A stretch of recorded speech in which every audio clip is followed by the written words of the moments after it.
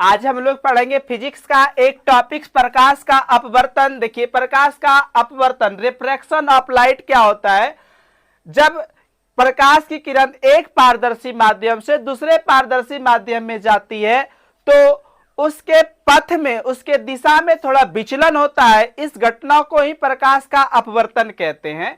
देखिए ये विचलन जो होता है मतलब कि एक माध्यम से दूसरे माध्यम में जब प्रकाश की किरणें आती है तो पथ में विचलन होने का कारण है कि माध्यम चेंज होना। माध्यम क्या होता है, जैसे कि एयर है और ये वाटर है, तो वाटर में आते ही प्रकाश की किरण क्या होता है कि गति कम हो जाती है। प्रकाश की किरणों की गति कम हो जाती है। कम हो जाने के कारण क्या होता है, वो अभिलंब की ओर मुड़ती है। अतः ध्यान देंगे हम लोग कि जब माध्यम जो है जिसमें प्रकाश आसानी से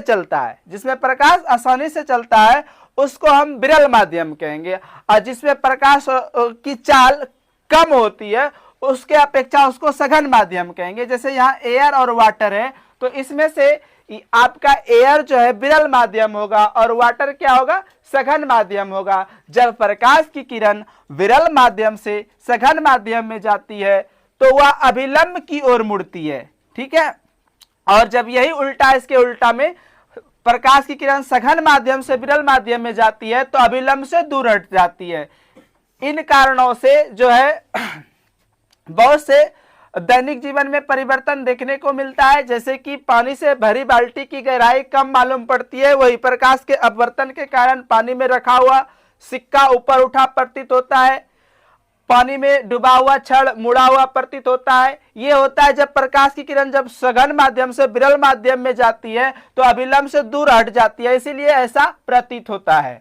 तो प्रकाश का अपवर्तन का परिभाषा मैं फिर से एक बार बोल रहा हूं, लिख लेंगे आप लोग। जब प्रकाश की किरण एक पारदर्शी माध्यम से दूसरे पारदर्शी माध्यम में जाती है तो दिशा विचलन की घटना को प्रकाश का अपवर्तन कहते हैं।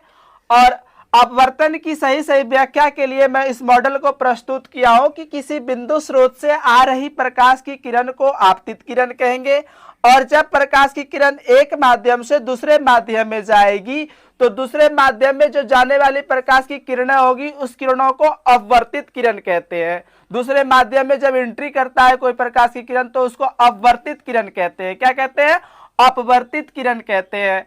और देखिए आपतन बिंदु पर जो लंब खींचते हैं उसको अभिलंब कहते हैं, ये पहले भी पढ़ चुके हम लोग। और आपतित किरण और अभिलंब के बीच बने कोण को आपतन कोण कहते हैं, और अपवर्तित किरण और अभिलंब के बीच जो कोण बनता है उसको अपवर्तन कोण कहते हैं, ठीक है। उसके बाद फिर पढ़ेंगे हम लोग विभिन्न माध्यमों में प्रकाश की चाल, इस टॉपिक के बारे में। तो विभिन्न माध्यमों में अलग अलग माध्यम में प्रकाश की चाल अलग अलग होता है। जैसे कि मैं यहाँ लिख दिया हूं, निर्वात अर्थात वायु में प्रकाश की चाल 3 लाख किलोमीटर प्रति सेकंड होता है। जल में प्रकाश की चाल 2,25,000 किलोमीटर प्रति सेकंड होता है, जबकि कांच में 2 लाख किलोमीटर प्रति सेकंड होता है प्रकाश की चाल, ठीक है। और इसके बाद देखिए पार्श्विक विस्थापन समझेंगे हम लोग। पार्श्विक विस्थापन क्या होता है, इसको समझने के लिए मैंने एक कांच की सिल्ली लिया, ठीक है। इससे एक आपतित किरण गुजारा, प्रकाश की किरण। ये देखिए ऊपर मीडियम जो है एयर है, हवा में प्रकाश की किरण आ रही है। जैसे कांच की सिल्ली में प्रवेश किया, देखिए आप लोगों को पहले भी बताए थे, यदि प्रकाश की किरण विरल माध्यम से सघन माध्यम में आएगी तो अभिलंब की ओर मुड़ती है, तो ये मुड़ा हुआ है अभिलंब की ओर।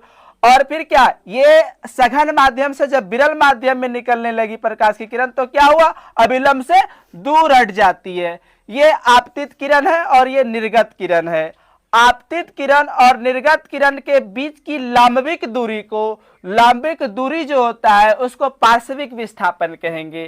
क्या कहेंगे, पार्श्विक विस्थापन। आपतित किरण और निर्गत किरण के बीच लंबवत दूरी को पार्श्विक विस्थापन कहते हैं। और देखिए अगला टॉपिक हम लोग समझेंगे अपवर्तनांक क्या होता है। अपवर्तनांक क्या होता है, किसी भी माध्यम का जब अपवर्तनांक निकालना हो तो निर्वात में प्रकाश की चाल जितना है उसमें जो है उस माध्यम में प्रकाश की चाल जितना है उससे भाग देने के बाद उस माध्यम का अपवर्तनांक प्राप्त होता है। जैसे कि मैं यहाँ लिख दिया हूं, अपवर्तनांक निर्वात में प्रकाश की चाल बटे उस माध्यम में प्रकाश की चाल।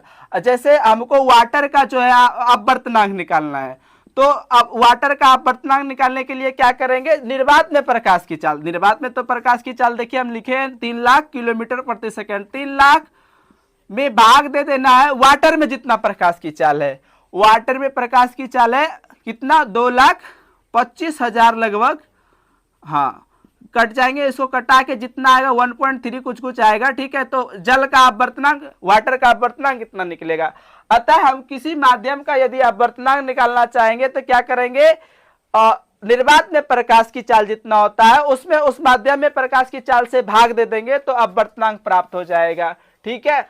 उसके बाद देखिए आपका अगला पॉइंट्स है आपेक्षिक अपवर्तनांक। आपेक्षिक अपवर्तनांक क्या होता है कि दो माध्यमों के निरपेक्ष अपवर्तनांकों के अनुपात को आपेक्षिक अपवर्तनांक कहते हैं। थोड़ा मैं फिर से प्रकाश का अपवर्तन का व्याख्या करता हूं। इसमें प्रकाश के अपवर्तन के कुछ नियम भी हैं। प्रकाश के अपवर्तन के 2 नियम होते हैं। कितने नियम होते हैं, प्रकाश के अपवर्तन के 2 नियम होते हैं, जिसमें पहला है आपतित किरण और अपवर्तित किरण और अभिलंब, तीनों एक ही तल में होते हैं।